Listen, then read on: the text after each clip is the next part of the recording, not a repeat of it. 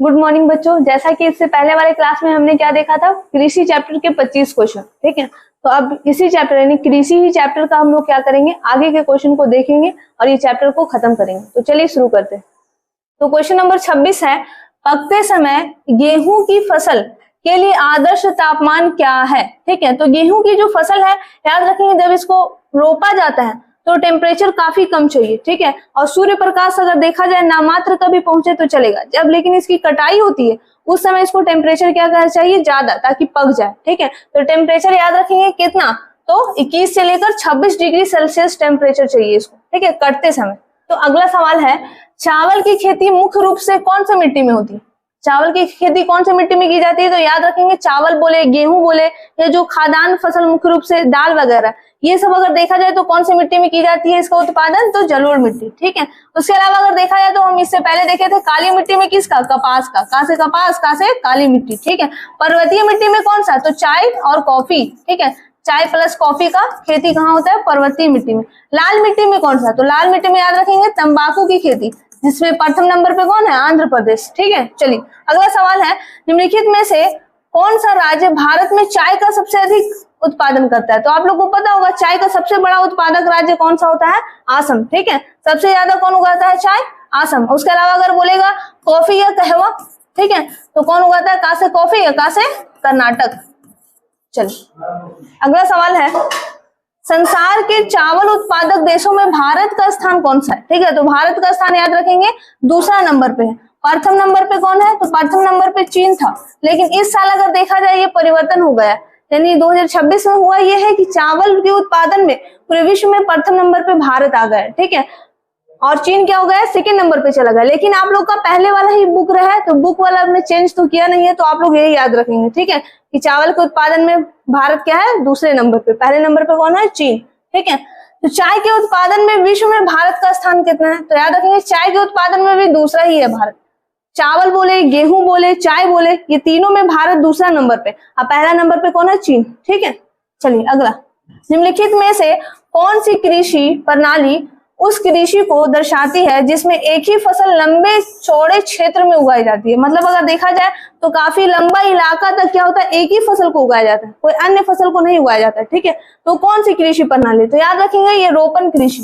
ठीक है, रोपण कृषि में यही होता है क्या कि एक ही फसल, एक ही लंबा चौड़ा क्षेत्र में क्या किया जाता है, एक ही फसल को उगाया जाता है। ठीक है, और रोपण कृषि में सामान्यतः क्या होता है, इसका मकसद क्या होता है, तो व्यापार के मकसद से जो कृषि कार्य होती है। ठीक है, इसमें सामान्यतः चाय, कॉफी, रबर, ये सब का उत्पादन ज्यादा किया जाता है। ठीक है, चलिए अगला सवाल है, निम्नलिखित में से कौन रबी की फसल नहीं है। ठीक है, आप थोड़ा समझ लेंगे। आप लोग होता है क्या है कि ऋतु या मौसम के आधार पर भारत में फसलों को 3 भागों में बांटा गया है। कितने भागों में, 3 भागों में। ठीक है, पहला कौन सा है, तो पहला याद रखेंगे खरीफ फसल।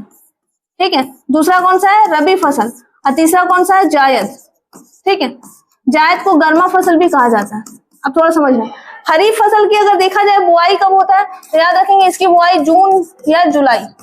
ठीक है, ये कौन सा मौसम है, जून जुलाई, जिस समय मानसून प्रारंभ होता है, यानी वर्षा ऋतु प्रारंभ होता है। ठीक है, और रबी की अच्छा, ये जाहिर सी बात है बुआई होगा और 4 महीना बाद लगभग क्या हो जाता है, कटाई हो जाता है। ठीक है, कोई भी फसल का, तो 4 महीना के बाद जोड़ लेना और फिर क्या हो जाएगा, उसके बाद क्या हो जाएगा, उसका कटाई हो जाएगा। रबी फसल की अगर देखा जाए बुआई कब होता है, तो याद रखेंगे अक्टूबर से नवंबर में क्या होता है, इसकी बुआई होता है, और उसके बाद 4 महीना के बाद क्या हो जाएगा, कटाई। और बीच में क्या होता है, लगभग कटाई इसका यही होता है लगभग मार्च अप्रैल तक। ठीक है, तो जाहिर सी बात है मार्च अप्रैल और जून जुलाई के बीच में जो थोड़ा सा गैप बचा, क्या मई वगैरह का, मई जून। ठीक है, तो लगभग ये अगर देखा जाए तो 2 मंथ यानी अप्रैल और जून के बीच में जो उगाया जाएगा वो कौन सा है, जायद। ठीक है, ये गर्मी में उगाया जाता है, इसीलिए इसको क्या बोलते हैं, गर्मा फसलें। इसमें कौन कौन सी फसलें आएंगी, तो सामान्यतः जो सब्जी वगैरह है मुख्य रूप से वो सब आती है, और उसके अलावा तरबूज, खीरा, ककड़ी जो गर्मी में बिकता है काफी ज्यादा, वो सब फसलें अगर देखा जाए किसमें आती है, जायद या गर्मा फसलें। उसके अलावा अगर देखा जाए थोड़ा सा, ये सवाल क्या है कि कौन सी रबी फसल नहीं है, तो रबी फसल नहीं है, इसके लिए एक ट्रिक याद रखना आप लोग। ठीक है, काफी इंपॉर्टेंट ट्रिक है कि रबी से याद रखना रवि। ठीक है, रवि कोई लड़का है, वो क्या है, बहुत आन वाला है। ठीक है, आन वाला समझ में आ रहा है ना, बहुत ज्यादा क्या है उसमें आन है, तो आन वाला लड़का है। और वो क्या खाता है, तो लिट्टी चोखा। लिट्टी चोखा। अब याद रखना क्या कि लिट्टी चोखा बनाने में जो जो भी फसल का इस्तेमाल कर रहे हैं हम लोग, वो सारा रबी फसल में आएगा। ठीक है, जैसे लिट्टी बनाने में क्या इस्तेमाल किया जाता है, तो आटा। आटा किससे प्राप्त होता है, गेहूं से, तो गेहूं कहाँ जाएगा, रबी में। उसके अलावा अगर देखा जाए लिट्टी में भरा जाता है क्या, सत्तू, तो सत्तू अगर देखा जाए किसका बना होता है, चना का। ठीक है, तो चना भी इसमें जाएगा। तो इसी प्रकार अगर देखा जाए तो लिट्टी को छाना किसमें जाता है, तो छाना जाता है सरसों के तेल में। तो सरसों का तेल भी कहाँ जाएगा, रबी फसल में। ठीक है, तो इसका मतलब अगर देखा जाए तो कौन कौन हो जाएगा, गेहूं होगा चूंकि आटा बना हुआ था इसी से। उसके अलावा अगर देखा जाए, सॉरी ये नहीं होगा, ठीक है, इधर ऊपर वाला सवाल है। ठीक है, चना होगा ना, क्योंकि चना का सत्तू भरा जा रहा था, गेहूं का आटा था, तो ये होगा। साथ ही साथ अगर देखा जाए सरसों का तेल भी होगा। ठीक है, तो बोल रहा है कि कौन नहीं होगा, तो नहीं कौन होगा, मक्का। ठीक है, चलिए अगला सवाल है, इनमें से कौन खरीफ की फसल नहीं। तो अगर रबी का आपको याद है तो समझ में आ जाएगा। ठीक है, तो आप लोग को पता है कि गेहूं कहाँ था, रबी फसल में, तो जाहिर सी बात है खरीफ में नहीं होगा, तो ऑप्शन बी। ठीक है, अगला सवाल है, चाय किस प्रकार की कृषि फसल है। ठीक है, तो चाय अगर देखा जाए तो याद रखेंगे कौन सा, रोपण कृषि। सामान्यतः व्यापार के मकसद से की जाती। चाय को ऐसा थोड़ी है जो किसान उगाता है वो पूरा चाय को खुद ही पी जाता है। ठीक है, तो ऐसा तो नहीं है, तो वो सामान्यतः बेचने के लिए करता है। ठीक है, तो ये रोपण कृषि का उदाहरण है। अगला सवाल है, रबी की फसल पैदा होती है। ठीक है, तो रबी हम बताए थे कि रबी से याद रखना रबी। ठीक है, अब वो आन वाला लड़का था, तो आन का मतलब यहाँ पे क्या हुआ, आन का मतलब अक्टूबर नवंबर, यानी इसको ये बुआई कब होती है, अक्टूबर नवंबर में। ठीक है, अक्टूबर नवंबर अगर देखा जाए कौन सा मौसम में आता है, तो जाहिर सी बात है कि शीत ऋतु, यानी जाड़े का मौसम। इस समय जाड़ा शुरू हो जाता है। ठीक है, मतलब प्रारंभ होता है, तो अगर देखा जाए तो इसका आंसर क्या हो जाएगा, जाड़े का मौसम। चलिए अगला सवाल है, वर्षा ऋतु की फसल को क्या कहते हैं। तो हम लोग पढ़े थे कि जून जुलाई। ठीक है, जून जुलाई इस समय कौन सी फसल उगाई जाती है, तो खरीफ फसल की बुआई होती है। ठीक है, तो इसका आंसर क्या हो जाएगा, ऑप्शन सी।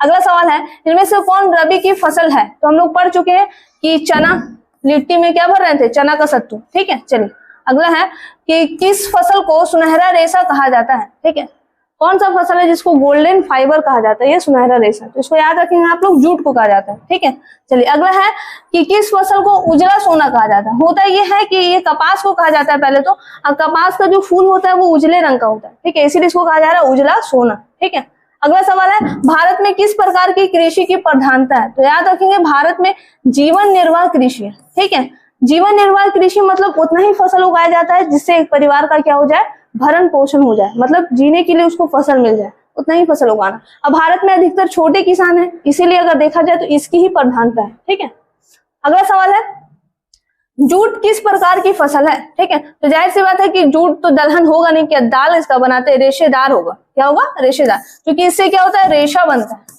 और उस रेशा से बनता है क्या है, तो जो बोरी होती है, दर्री जो होता है, ये सब बनता है। ठीक है, इसके अलावा याद रखना कि जूट के अलावा और कौन सा फसल है जो रेशेदार है, तो वो है कपास। ठीक है, क्योंकि इससे भी बनता है रेशा, रेशा से बनता है धागा, और धागा से सूती वस्त्र।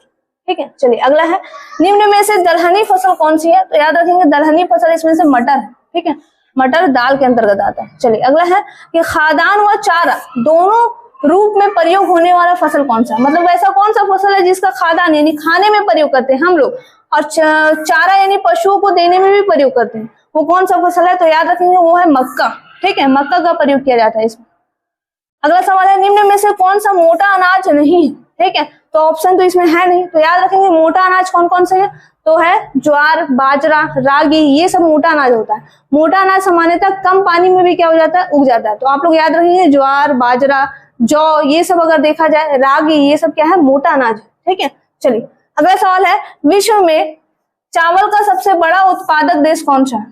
ठीक है, तो चावल का उत्पादक हम पहले भी पढ़ चुके हैं कि चीन है। ठीक है, चलिए अगला है, निम्न में से कौन खरीफ फसल है। तो अब तो आपको पहचानने आ गया होगा, खरीफ फसल। एक और ट्रिक याद रखना कि खरीफ में कितना है, 3 अक्षर, तो याद रखना चावल में भी क्या है, 3 अक्षर, सामान्यतः यही पूछता है। ठीक है, और गेहूं में अगर देखा जाए तो क्या था, 2 अक्षर, तो रबी में भी क्या था, 2 अक्षर। ठीक है, इस तरीके से आप लोग याद रख सकते हैं। तो अगला सवाल है, निम्नलिखित में से कौन सी अखाद्य फसल है।